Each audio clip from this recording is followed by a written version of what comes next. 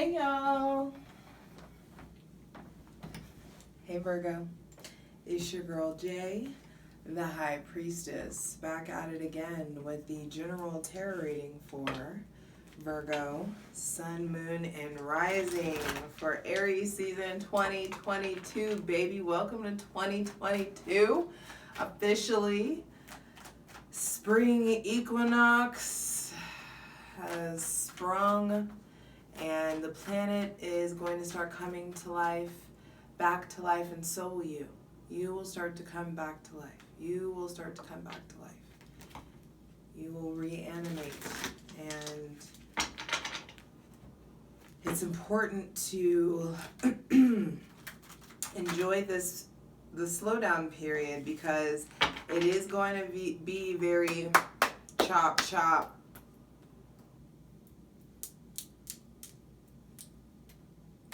that, especially when your ruler Mercury goes into Aries during Aries season. So I feel like everybody needs to be on the lookout for you. It could be very bossy, but I'm bossy. But I feel like, hey, I say it all the time, Virgos make the fucking world go round, and this is like you being able to set a new standard. There's some sort of there's like extra gumption, firepower that you can really tap into this Aries season in the beginning of this new year, and you can really like set it the fuck off, Virgo, Sun, Moon, and Rising. So good for you. Show us how to do it. Be sure to check your Sun, Moon, and Rising. Everything is rolling out just as it should be. For daily content, check out my Instagram at justj_everything. For TikTok, also daily content at justjeverything. Patreon gets everything first, patreon.com/justjeverything. And for other dope shit that I do, my website, justjeverything.com. Y'all know. All the links are in the description box below. Also, I got nails. You want to see them? You want to see them?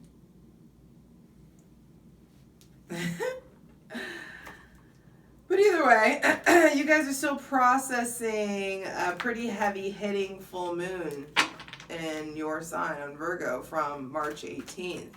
And I do feel like really important lessons are needing to be integrated into your daily life. They are profound, spiritual, like grandiose kind of lessons that are needing to be remembered and like woven into, folded into your daily life. I just saw like someone making batter, making dough, and it's like needing to fold in these lessons that you've learned. Maybe you're baking more, maybe you're caring for yourself more, maybe you're starting something where you're like, that involves alchemy or baking or mixing and melding of things. But either way, I do feel like you finally enter into the astrological new year with a deeper connection to your spirit, and equally connected to your spirit as you are connected to your logic. And that's the fucking goal here. The unification of the masculine and the feminine, the intuition and the logic, really being able to wear both hats in appropriate times and manners. Now, the first week of Aries, your ruling planet Mercury is in Pisces, and I do feel like it is very emotional, cerebral, that first week. It's like emotionally cerebral, spiritually cerebral. You really being more social with the different aspects of yourself, Virgo, Sun, Moon, and Rising, versus being so social with everyone else. I do feel like this is a deep refinement period. You spiritually refining yourself so that you can embody that refinement come March 27th when Mercury goes into Aries. I feel like you can really put all of that wisdom that you've acquired into action. It's really important though. The whole thing, this whole Aries season is watch your fucking mouth. Watch your mouth, baby. I love you, but you're going to have to watch it. And because I feel like, not because, this is coming from the Aries. I'm all for you burning bridges. Set that motherfucker on fire. But I just feel like you could have some moments where you end up putting your foot in your mouth. So that's why it's like, watch your mouth, watch your tone, watch your delivery. All season, all Aries season. On March 1st, we have the new moon in Aries. I just saw the King of Wands pop over to me. So yeah, you definitely going to be on one. Definitely on your royalty shit, on your I got this shit. We are entering into divine masculine season. All the way until Cancer season is going to be divine masculine season. And so I do feel like it's really important to, like, this sector of the year is very masculine. So I'm just going to say that, but that's my interpretation. Anyway, I do feel like it's important that new moon in Aries on April 1st, you're figuring out what you want your day-to-day life to look like. Who are you now at this point? What do you need to do? What seeds do you need to plant in order to foster and maintain and sustain this new you?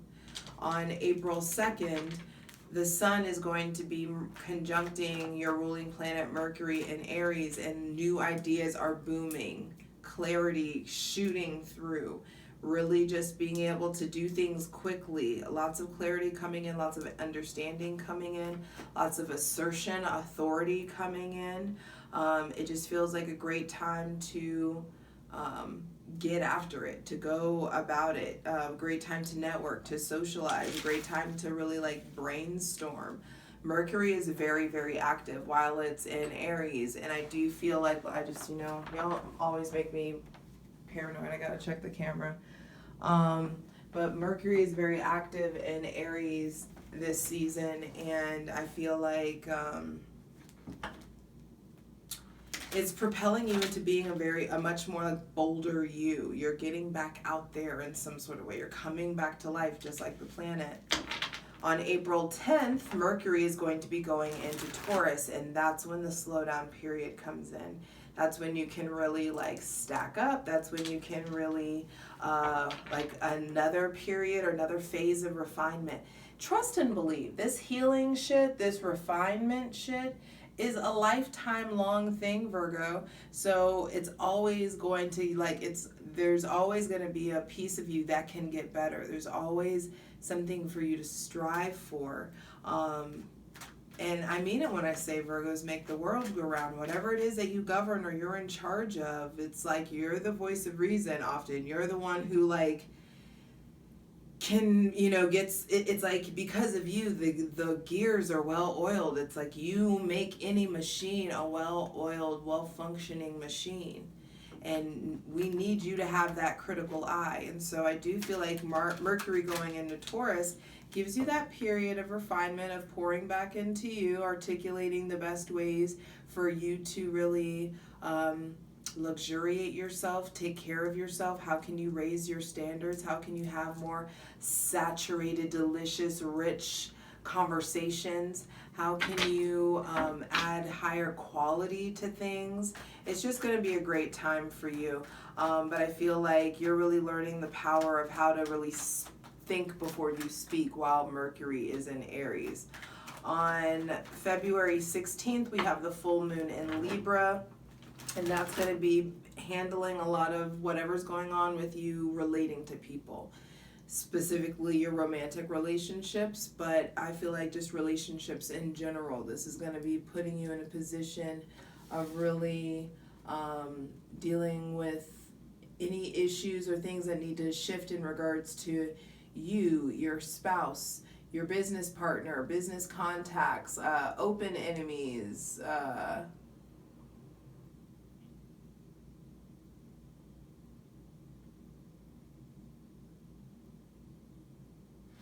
and things that come to you from the external world. Sorry, I had to read something real quick.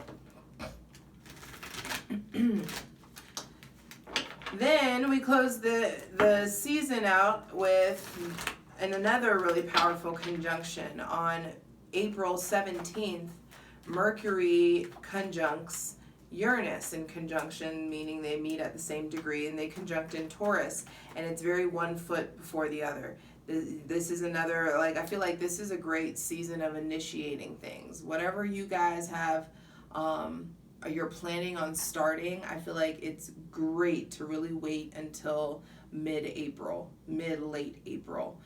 If you already have stuff that's in motion, things that you're already building, congratulations, things are going to get much better.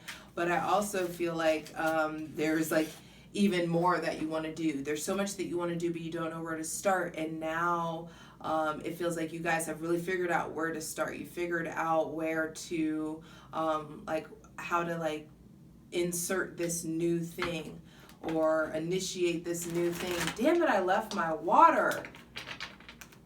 And you cannot be non-hydrated in Aries season, so hydrate. I can't, like, bear with me, babe. Hold on, I gotta go get my water.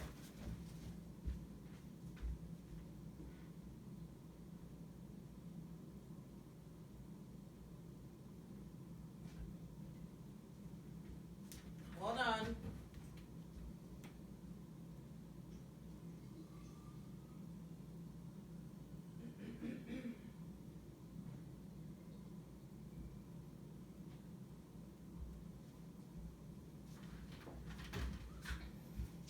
I hope you took advantage of that opportunity to hydrate. Light it if you got it. Take some time, take a moment with me. Get comfy, Virgo. Virgo, sun, moon, and rising.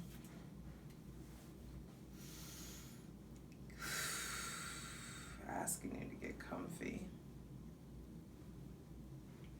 Because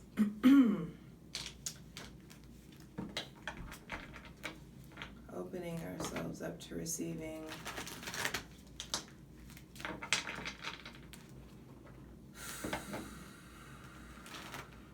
messages from our benevolent ancestors, from Mother Earth, Father God, Mother God, asking for the most useful, helpful, and divinely aligned messages for Virgo, Sun, Moon, and Rising for Aries season 2022. Thanking you for the most useful, helpful, and divinely aligned messages for Aries. For Virgo, Sun, Moon, and Rising for Aries season 2022. I do feel like some of you've got to check your posture or tend to like what's going on with your back. I feel like paying attention to, wow, the Devil reversed the first card out. And Leo got this as well. But they did not get it the first card out. It was their second card. So you may be experiencing some sort of freedom. Maybe there's some freedom from a Leo or someone with Leo placements that you know. Someone with Leo, Sun, Moon, and Rising may be experiencing something similar to you, Virgo. But there may be somebody with Capricorn or Aquarius placements that you're acquiring freedom from, or they're inspiring this freedom. But the first thing out, Virgo, is you're breaking free. I feel like you are really in a place of like conquering your shadow, conquering your darkness. I feel like the sun is exalted in Aries, and the sun is going to do an extra great job of exposing, of revealing, and it's going to shine light in these dark spaces. And so if there are any issues with attachment, if you are attached to things, if there are people attached to you, there are toxic attachments, addictions, maybe stuff going on with drugs, sex, drugs, rock and roll, if you've been feeling a lack of vitality or a lack of power, all of that shit really has the opportunity to end this new year. Welcome to 2022, where you get to be free, Virgo. You can break free of something that has had a hold on you.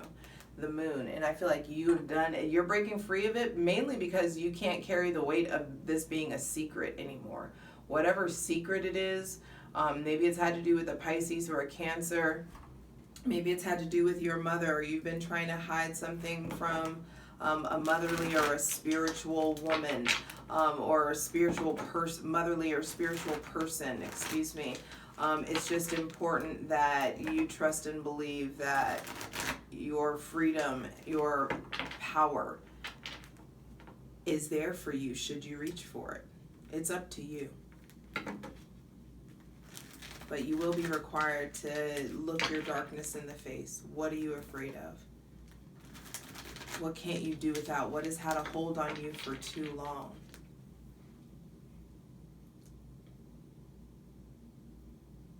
Something that's been dominating, something that's been controlling. Also feel like some of you are finally, Nine of Pentacles keeps wanting to show up, and it's at the bottom of the bottom of the deck, and I'm bringing it out because I've seen it flash like 4 times, because this is how this feels. I feel like you have the opportunity to really experience some new freedom, some financial freedom, you breaking free from some sort of obstacle, maybe in career or business, whatever, maybe spiritual holdups there were, or hardships there were. I feel like you are coming out better alone. Some of you are getting out of a very toxic relationship, or a toxic connection, a toxic engagement, or a toxic marriage. There may be someone whose father is very toxic, and I feel like they're going to possibly be following in their footsteps. So break the fuck out. If you know you need to get free of something, quit playing before you end up getting stuck. Like Chuck. Quit playing and give yourself the freedom that you need.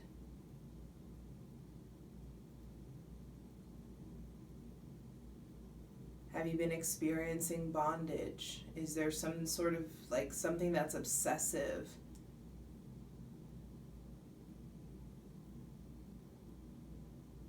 Is there excess? Just too much of something. All right, Virgo, sun, moon, and rising.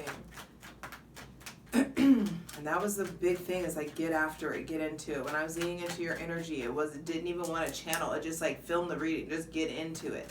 And you may be really like go, go, go, chop, chop. And I feel like you can really go, go, go, chop, chop at your whatever is restricting you or limiting you or holding you back, especially if it's a Capricorn or an Aquarius. Taurus, Virgo, Capricorn, or Aquarius. But I feel like you yourself are beating something that's been holding you back, and you're figuring out how to stand up on your own 2 feet. Maybe some of you are getting out of a toxic living situation, a toxic marriage, toxic relationship. Someone was too controlling, or someone has just, it's hurt. Someone has hurt you. I feel like there's been a period of pain that you're really like learning from. 10 of Swords, 9 of Swords on the bottom of the deck, 10 of Swords and the High Priestess. So the center of this reading, it's interesting, Leo got really dark cards too. So I do feel like there are, yes, this is a new season, yes, this is a new year, but I do feel like this is, Virgo, a time for you to really fight to do right by yourself, right? Fight to be of service to yourself. Fight to discern who no longer has access to you, who no longer can take advantage of you anymore. I feel like it's fighting to get out of this old toxic mindset, this place of insecurity. Some of you are tired of doing the same thing. Some of you want to be single. Some of you need to be fucking single. Some of you just need a break. I do feel like there's been a lot of pain. There's been a lot of pain that's gone into there. Some of you may be feeling very lonely. Some of you are like you're maybe with someone and still feeling alone. Some of you have, it's like, I just heard like you wasn't with me shooting in the gym. Some of you have really, really worked very hard, worked yourself to the bone in order to get this abundance, in order to get the stability for yourself. And now that you've earned this thing, now that you know what you're capable of, it's important for you to be done with this wounded version, this wounded warrior. This version of you that has been through the ringer, that has just gone back and forth, that's just been blind, that's just been sweeping things under the rug, the person that's been I mean, the version of you that's, maybe this is someone else with Gemini, Libra, Aquarius, or Virgo, Taurus, Virgo, Capricorn placements. I feel like there's a period of victimhood, a period of pain, a period of strife, a lot of stress that you are going to be able to navigate your way out of once you start to understand that this darkness, the shadow that you're breaking through, all of this heaviness, this darkness, it becomes part of the pillar that holds the ceiling up. The darkness, the dark pillar holds up the ceiling just as much as the light pillar does. And so you have to have both. You have to have this contrast. Everything can't be all love and light, baby. That's not balanced. That's not scientifically possible. You have to experience strife. You have to experience this maybe loss, or also this, like, you've got. How would you know that you were strong if you'd never been through anything that tested that strength? How do you know that you're resilient if you've never been downtrodden? How do you learn to trust these parts of yourself if you don't go through any trials or tribulations? And so there is something about, like, you're learning to really trust yourself. You're really learning to make something, like, I feel like you're encountering aspects of your shadow, and that shadow is just raw, uncut pieces of you, portions of you, and it's an untapped power resource within you. And so there's so much power that can be exerted, so much prosperity, stability, honesty, clarity, real love, real light that you can acquire from this period of shadow, from the periods of pain. You have to go through them because they're happening for you, babe, not to you. And on the other side of this pain is you becoming extremely in tune with yourself. You becoming very, very aware of what you need, of the needs of those around you. You get to anticipate people's needs. You're becoming more empathetic to the right people. Not empathetic out of, like, trauma response or out of abuse. You becoming, like, deeply spiritual. Some of you really want to prioritize being alone, and that's going to happen. That's supposed to happen this season. All of these cards are solitary except for the devil, and the devil's reversed. And so I do feel like your relationship to your alone time, you cherish it, you crave it. You're going to start craving it more, especially once you get the survivor out of the driver's seat. The wounded victim, why I do everything for everybody, nobody does anything for me. That version of you, once you stop letting that bitch lead, life changes. Once you get your emotions in check, once you get your thoughts in check, and you start letting your spirit lead your life, it puts you in a position where you don't need to complain anymore because you're being honest consistently, and your needs have the ability to get met because you're being really, really real and clear with everybody, not trying to maintain homeostasis. Traveling may be a thing that comes up. I feel like there could be a bonus, an influx of money, but I also feel like the heart of this season is ushering in a brand new chapter in the realm of your thoughts, words, and desires, and how you identify with yourself. There is a version of you that is being laid to rest.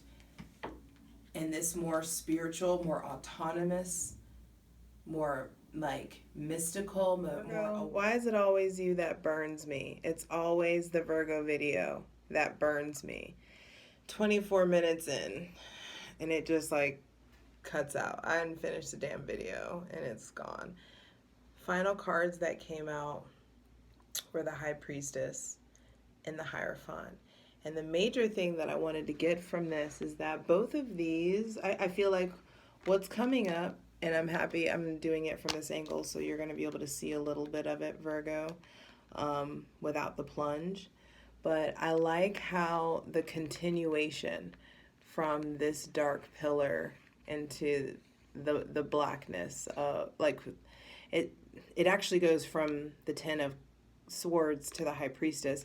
So it's like the heaviness that's coming, that you're experiencing from all this pain, the heaviness that you're finally like purging out of you. I feel like cleaning is really important. Spring cleaning, really getting a spring cleaning in the realm of your mind, most importantly, really getting out of a place of carrying around so much of this heaviness. Understanding that you facing it, it strengthens you. The dark pillar holds up the ceiling just as much as the light one does. It's equally as important. So regardless of the fact that the whole point is that you need a season of darkness to earn the dark pillar and to earn that strength that comes from this shadow, that comes from this heaviness. And you're like, oh, I don't want to go through this. I don't want to be strong. Too fucking bad. Sorry. But you're going through this and it's making you more spiritually adept. It's making you more in tune with yourself. So you're having more quality alone time. You're actually thinking about your needs, your desires, and that is a strength. That pain that comes in, it's going to have you hyper prioritize yourself and acquiring a lot of lessons, learning a lot more about yourself, really being done with the status quo. It's going to give you the gumption that you need to challenge the status quo to get to the next level. To some of you are going to school, maybe you're diving in deeper into esoteric knowledge, diving deeper into mysticism or into business management, maybe whatever it is you're thinking about going back to school for. I feel like you're needing to wait and like feel it out. Wait. Some of you may have been, it's like you finally know what you want to go to school for. You finally know what you want to study. That could be a thing that's coming in. But I do feel like the most important thing that came out about these is I do feel like some of you, when I am picking up on, sorry, I got to pick my nose. There's just like, picking my nose is just an itch. The most important thing that I'm picking up, because some of y'all are going to go through a breakthrough. Some of you are going to go through a breakthrough, but that breakthrough actually is the breakup. The breakthrough is a byproduct of the breakup. Some of you, this is an end of a relationship. Some of you, this is an end of a marriage. And my favorite thing about these combinations is that both of these, the High Priestess and the Hierophant, are typically like purposefully alone. Like they do not pair. But if they were going to pair with anybody of the major arcana, they would pair with each other. So I feel like some of you are finally like stepping into High Priestess mode, and some of you are finally stepping into Hierophant mode. And because you're stepping into your power, you're becoming your inner High Priestess, you're becoming your inner guru. You're finally breaking free of the old status quo. You're breaking free of what your family told you it was supposed to be like, or what society told you it was supposed to be like. You're done with the facade, done being unsatisfied. You're done. Whatever it is, you break free.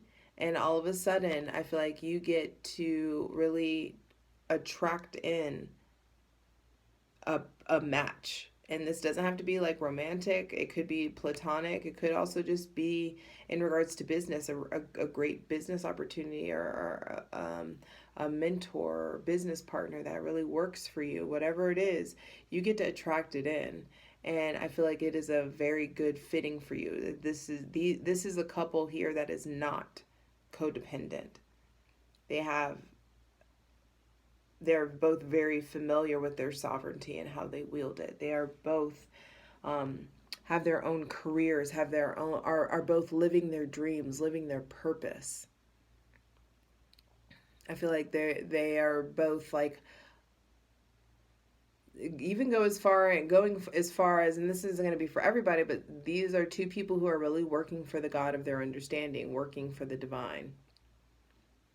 So you may be feeling like very much so in your purpose, and you may attract in someone else that also feels like they are working in their purpose. And this purpose-driven life is found by way of quality alone time and introspection. And so I do feel like whatever conflict comes up, the answer is knowledge. The answer is information. The answer is educate yourself. The answer is make sure that you are being governed by your moral compass, not what anybody else tells you, not what society tells you, not what your family or friends think that you should do. Do you know how to make a decision for yourself? Do you know how to be selfish? Because I do feel like there's this healthy version of selfish coming in for you, where you aren't operating from a place of loneliness, and this loneliness doesn't and so you finally addressing any of the shadow or any of the loneliness puts you in a position where you're not tempted to act out or tempted to. It's like all negative acts and crimes and behaviors are all stemmed from loneliness and this concept or this illusion of separation. You can't hurt somebody when you view them as you, when you love them as yourself, unless you hurt yourself. You know, you won't rob someone if you view them as yourself.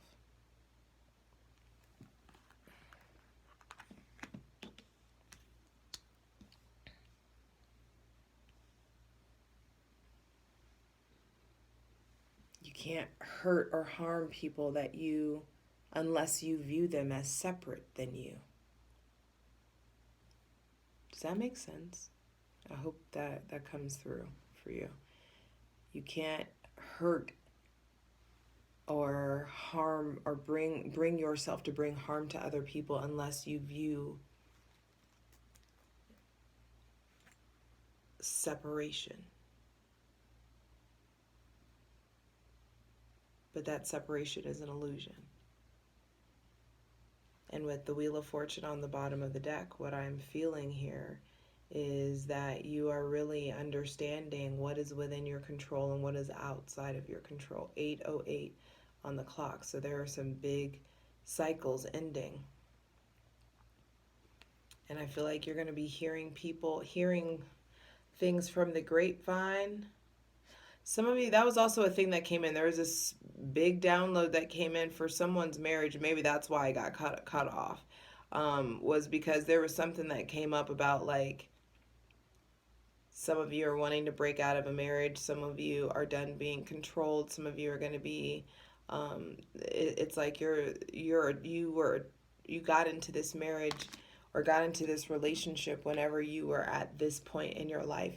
And I don't know if your partner can handle you at this portion of your life.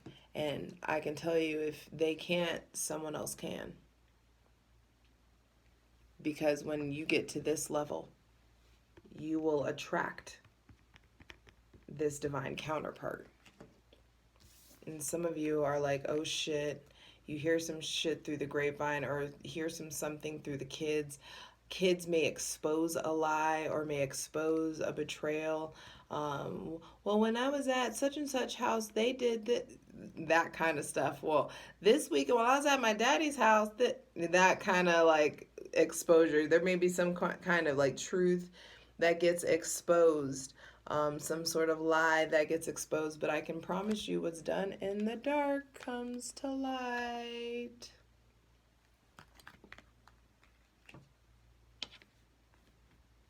And you're going to really be asked to some of you may be taking an L, and you don't need to be taking an L in silence. Your secrets make you sick. Repressed emotions are how physical ailments manifest in the body. And so it's important that whatever changes come up, because this Aries season will be a turning point for you. And you need to talk about it. You need to find words for it. You need to find language for it. You need to articulate what's going on and what you're experiencing. Because you finding the language for you helps you find the language for someone else. Everyone's purpose here is to be of service, and no one else understands that quite the way that you do, Virgo. We are all finding our particular brand of service to provide. And you found yours. But now I feel like you're finding some services to provide for yourself. And that's going to require you to break through, to take what's of value and leave.